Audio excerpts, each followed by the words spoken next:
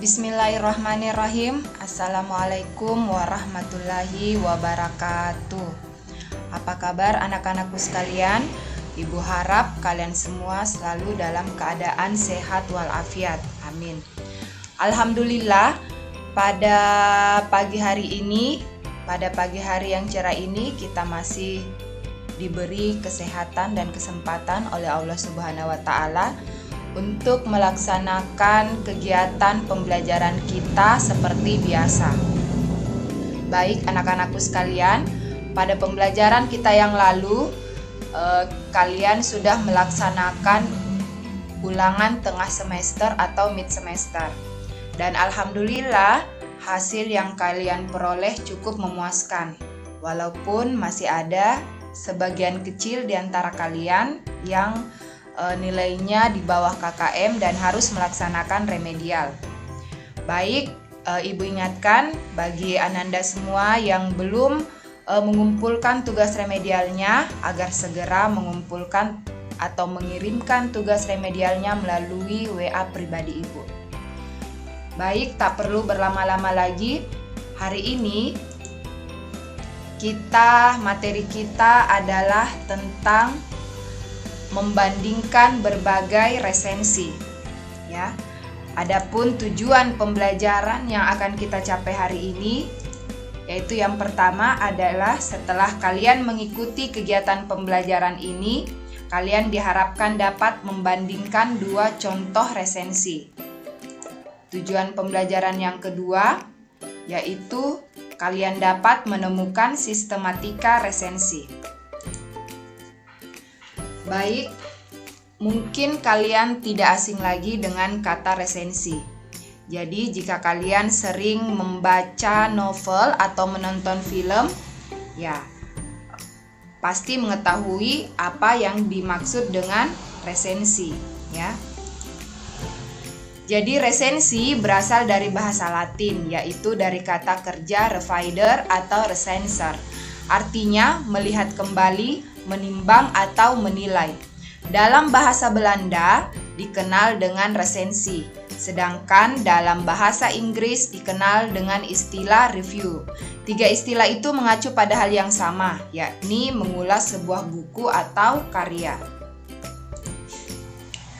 Jadi dapat disimpulkan bahwa kegiatan meresensi adalah memberikan penilaian, mengungkap kembali isi buku atau karya, membahas atau mengkritik buku atau karya.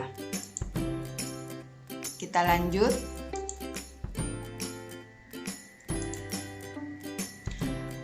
Jadi ada 3 bidang garapan resensi. Jadi ada 3 bidang yang dapat kita resensi. Yang pertama adalah buku.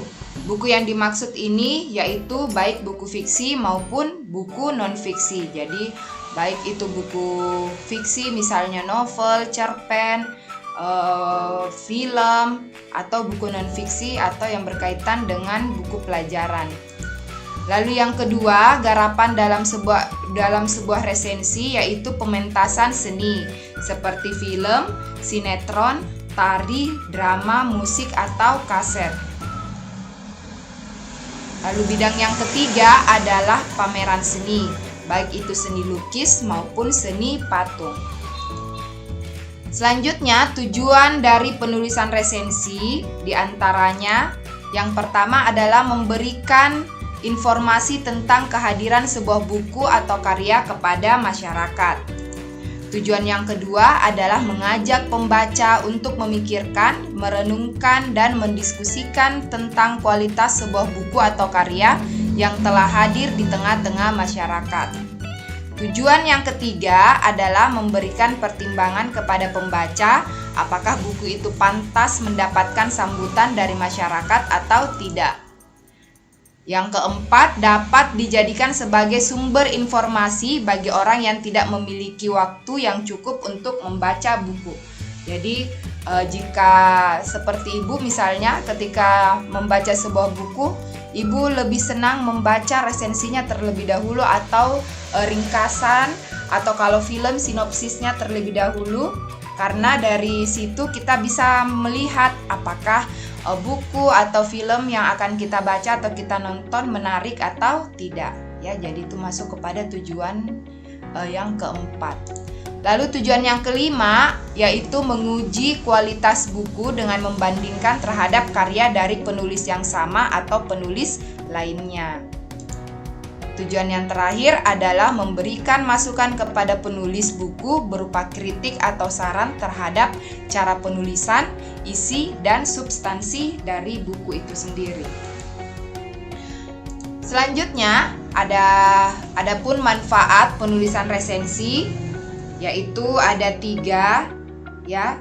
Jadi penulisan sebuah resensi memberikan banyak manfaat bagi berbagai pihak. Di antaranya yang pertama bagi pengarang, manfaat bagi pengarang, resensi dapat menjadi sebuah masukan demi perbaikan atau peningkatan kualitas dari karya-karya berikutnya. Selanjutnya manfaat yang kedua bagi penerbit, resensi dapat menjadi media informasi, promosi atau iklan kepada masyarakat luas mengenai buku atau karya yang baru diterbitkannya. Lalu manfaat yang ketiga bagi pembaca, yaitu resensi dapat membantu memberikan informasi tentang sebuah buku atau karya sehingga pembaca dapat menentukan perlu tidaknya membaca atau membeli atau menonton sebuah buku karya tersebut. Seperti yang Ibu katakan tadi, dengan melihat resensi dari sebuah buku atau film, kita dapat menentukan ya, perlu tidaknya, menarik tidaknya buku tersebut dibaca atau dibeli atau film tersebut ditonton. Ya, baik. Kita masuk kepada sistematika resensi. Ya, jadi sistematika resensi yang pertama adalah judul resensi. Jadi judul resensi harus menggambarkan isi resensi. Penulisan judul resensi harus jelas, singkat, dan tidak menimbulkan kesalahan penafsiran. Contoh, resensi novel. Ya, jadi judulnya apakah itu resensi novel, resensi buku, atau resensi film. Sebentar Ibu berikan contoh dari resensi novel dan resensi film.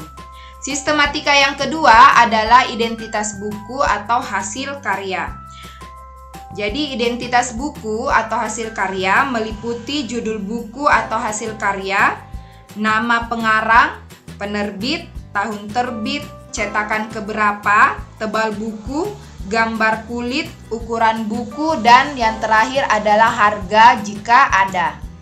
Lalu sistematika yang ketiga adalah pendahuluan. Jadi sebelum kita melangkah pada sebuah penilaian, seorang peresensi biasanya memberikan gambaran secara umum tentang karya yang akan diresensi. Ya, seperti menguraikan latar belakang pengarang, karya-karyanya apa saja yang pernah diterbitkan, pernah mendapat penghargaan atau tidak, dan sebagainya. Pendahuluan ini meliputi yang pertama adalah kepengarangan. Jadi kepengarangan presensi jadi orang yang menulis resensi yang baik sebenarnya harus mengetahui biografi dari penulis dan karya-karya yang akan diresensi, seperti latar belakang pengarang, tadi Ibu sudah sebutkan, maupun karya-karyanya.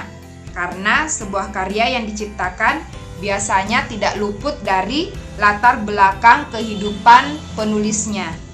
Ya, kepengarangan ditulis dengan cara diringkas, jadi tidak perlu terlalu panjang. Kita menjelaskan tentang pengarang dari buku atau film yang kita resensi, cukup yang penting-pentingnya saja. Ya. Lalu masuk kepada pendahuluan, jadi dalam pendahuluan itu meliputi jenis atau genre buku. Jadi peresensi atau orang yang meresensi sebuah buku atau film harus dapat mengklasifikasikan buku atau karya yang akan diresensi. Misalnya, Apakah buku tersebut termasuk buku fiksi atau buku non-fiksi? Lalu genre, jadi itu jenis bukunya, misalnya ya, apakah buku tersebut termasuk jenis buku non-fiksi atau fiksi? Lalu genre, apakah genre buku itu genrenya horor, komedi, romantis, dan lain-lain ya. Selanjutnya, sistematika yang keempat adalah isi resensi. Jadi, isi resensi memuat tentang sinopsis atau ulasan atau ringkasan singkat buku dengan kutipan keunggulan dan kelemahan buku, penyajian dan penggunaan bahasa. Jadi, isi resensi ini meliputi banyak bagian ya. Jadi, kita mulai menuliskan sinopsis atau ulasan singkat atau ringkasan dari buku tersebut dengan menuliskan keunggulan dan kelemahan dari buku tersebut. Di dalam resensi terdapat gambaran umum isi buku atau sinopsis seperti yang Ibu jelaskan tadi. Jadi pada bagian ini seorang resentator atau peresensi harus dapat memaparkan ringkasan isi buku atau garis besar isi buku. Misalnya pada buku non-fiksi diuraikan tentang garis besar isi buku atau pokok-pokok isi buku. Ya, sedangkan pada buku fiksi ya seperti novel, cerpen atau film yang akan diresensi memaparkan sinopsis atau ringkasan tentang rangkaian peristiwa maupun konflik yang terjadi pada karya fiksi tersebut. Lalu di dalam isi resensi terdapat juga keunggulan dan kelemahan. Yang dimaksud dengan keunggulan dan kelemahan di sini meliputi isi, bahasa, sistematika penulisan. Jadi keunggulan dan kelemahan dari isi, bahasa, dan sistematika penulisan. Pada bagian ini, penulis resensi atau peresensi mengemukakan kelebihan dan kekurangan isi buku fiksi atau non-fiksi, ditinjau dari berbagai sudut pandang, bergantung pada kepekaan resentator atau peresensi, baik ditinjau dari segi isi buku atau karya, ya. Isi buku atau karya di sini bisa meliputi unsur intrinsik atau ekstrinsik, bahasa maupun sistematika penyajian penulisan. Ya. Sistematika yang terakhir adalah penutup. Ya, jadi pada bagian ini peresensi biasanya mengakhiri dengan sebuah simpulan tentang sasaran yang dituju oleh buku itu, serta layak tidaknya untuk diapresiasi oleh masyarakat. Jadi itulah tadi sistematika dari resensi, lalu ada manfaat, tujuan, ya, garapan dan pengertian dari resensi. Selanjutnya Ibu akan menampilkan contoh resensi sebuah novel. Jadi resensi novel, ya ini tadi yang dimaksud dengan judul dalam sistematika penulisan resensi ya. Jadi resensi novel.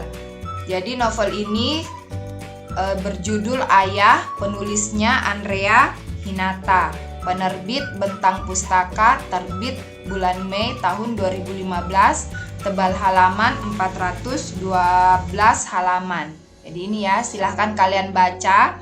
Jadi dalam resensi novel yang berjudul Ayah ini sudah sistematikanya sudah lengkap, mulai dari judul resensi, identitas, pendahuluan, isi resensi, dan penutup. Ini contoh resensi novel. Ya. Selanjutnya contoh dari resensi film. Jadi silahkan kalian baca, ada kelebihan dan kekurangan dari novel ini, silahkan dibaca sendiri. Lalu contoh resensi film, ya judulnya. Jadi judul film Denia Senandung di Atas Awan, penulis Jeremias Nyangun dan Monty Tiwa, produser Nia Zulkarnain dan Ari Sihasale, sutradara John de Rantau, tahun produksi 2006, durasi film 110 menit. Nama pemain silahkan dilihat ya. Sistematika resensi mulai dari judul tadi sudah ada, identitas buku, identitas film atau hasil karya, pendahuluan, isi resensi, dan penutup ya. Jadi itu tadi adalah perbandingan antara resensi novel dan resensi film. Selanjutnya tugas kalian hari ini, silahkan kalian meresensi. Jadi setelah kalian membaca resensi novel dan resensi film di atas, silahkan kalian menemukan sistematika yang terkandung pada kedua resensi tersebut dengan cara mengisi kolom yang terlampir di komputer atau HP kalian ya. Jadi yang pertama, resensi novel, judul resensinya apa ya. Lalu identitas buku, ini kepengarangan, jadi kepengarangannya siapa ya, ditulis siapa yang penulisnya siapa, hasil-hasil karyanya apa saja, apakah dia pernah menerima penghargaan apa tidak, dituliskan di sini ya. Lalu jenis buku atau karya, jenis bukunya apakah buku fiksi atau non fiksi. Jadi kalau novel sudah jelas ya, fiksi, buku fiksi. Lalu sinopsis atau ringkasan cerita, keunggulan dan kelemahan dari novel tersebut, simpulan apakah novel tersebut layak untuk dibaca oleh masyarakat ya. Selanjutnya resensi film, sama ya seperti tadi, judul resensinya apa, identitas buku atau karya film apa, kepengarangan, jenis karyanya apa, sinopsis, keunggulan. Misalnya film Denias ini bisa dijadikan contoh bagi produser-produser lain agar tetap menyelipkan nilai-nilai pendidikan dalam film mereka. Jadi keunggulannya misalnya lebih dari 1, silahkan ditulis ya. Lalu kelemahannya apa saja dan simpulan. Jadi demikianlah materi kita hari ini tentang membandingkan membandingkan dua resensi. Ibu berharap apa yang Ibu jelaskan hari ini dapat kalian pahami dengan baik. Dan misalnya ada yang ingin ditanyakan, seperti biasa silahkan japri Ibu melalui WA pribadi Ibu yang berkaitan dengan materi maupun tugas. Dan terakhir, Ibu harap tugas yang Ibu berikan hari ini dapat kalian selesaikan dengan baik. Demikian pembelajaran kita hari ini. Lebih dan kurangnya mohon dimaafkan. Wabillahi taufik wal hidayah. Wassalamualaikum warahmatullahi wabarakatuh.